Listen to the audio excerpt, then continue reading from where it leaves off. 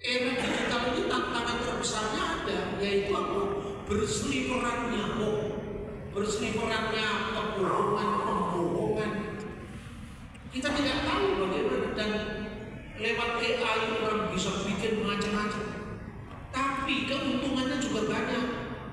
Ada teman-teman dari gereja Kristen Jagowetan itu sedang katekisasi mau angkat CD sama guru-gurunya, dibawa ke tempat saya. Ini pelajaran terakhir tuh Bapak. Mungkin ada SMP, kelas 2, kelas 3, SMA ya, yang mau CD itu udah dibaptis waktu kecil ya, CD. Lalu waktu saya ditanya jawab, itu gurunya underestimate sama anak-anak ini. Lalu bertanya, Pak, apakah benar Parakletos itu bukan untuk Yesus, bukan untuk Roh Kudus, tapi untuk Nabi akhir zaman? Terus saya jawab tidak benar. Buktinya apa? Dan menurut guru saya, gurunya yang beragama Islam itu di kelas itu, atau dia mendengar dari temannya, saya sudah lupa itu detailnya seperti apa. Tapi intinya bahwa bunyi yang sebenarnya itu Parakletos, bukan Parakletos. Semua orang sudah punya HP, bahwa punya pulsa enggak? Punya pulsa saya berikan. Ada Pak, cukup modal 50.000. Anda tidak perlu pergi ke Switzerland. Lihat itu naskahnya Papyrus 66. Itu disimpan di Biblioteca Bodleiana di Switzerland. Dulu kan saya gampang tidak percaya, bener nggak itu masih ada. Pergi saya ke Switzerland, saya lihat perpustakaannya, baru saya yakin ternyata benar. Alkitab tidak benar. Saya dulu itu gampang tidak percaya.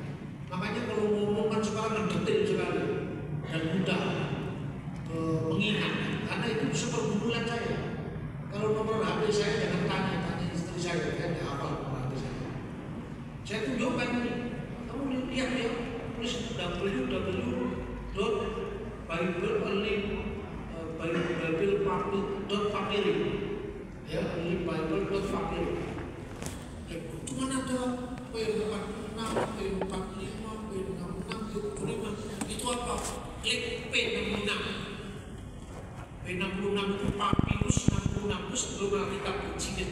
Itu ditemukan tahun 120 Masehi di Mesir ditemukannya. Lalu disimpan di Swiss, namanya Biblioteca Bodleiana.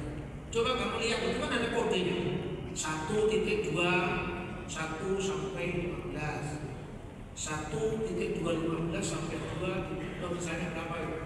Lihat, cari yang 15.2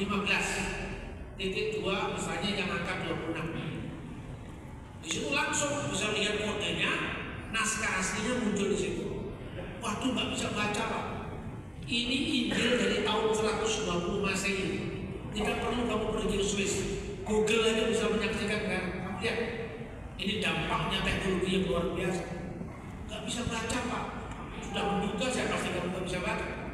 Tapi kamu kelas berapa? Kelas 2 atau kelas 3? Kamu pernah belajar rumus kimia, rumus fisika kan?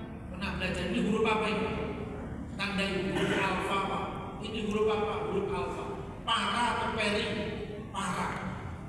2000 tahun lebih Alkitab tidak berubah kok.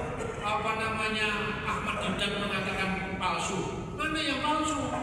Ini bisa di cross check sekarang. Itulah dampak luar biasanya teknologi informasi industri keempat itu, ya. Dan kemudian banyaknya terjemahan.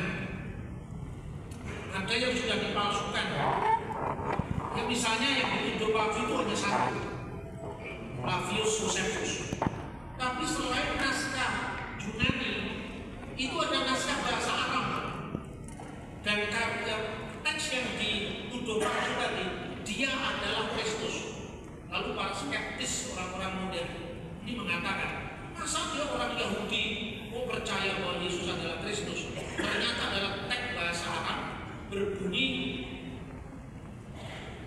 dengan kenyataan demikian mungkin saja dia Mesias.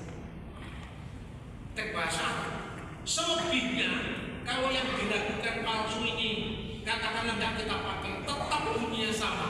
Atas laporan pemimpin agama kami, dia telah disalibkan pada masa pemerintahan Pontius Pilatus. Jadi Yesus disalib itu pasti. Tidak ada keraguan dalam sumber sejarah manapun juga. Kalaupun ada teks yang diragukan, katakanlah yang diragukan itu dibuang saja. Tetap Yesus disalib. Itu kemudian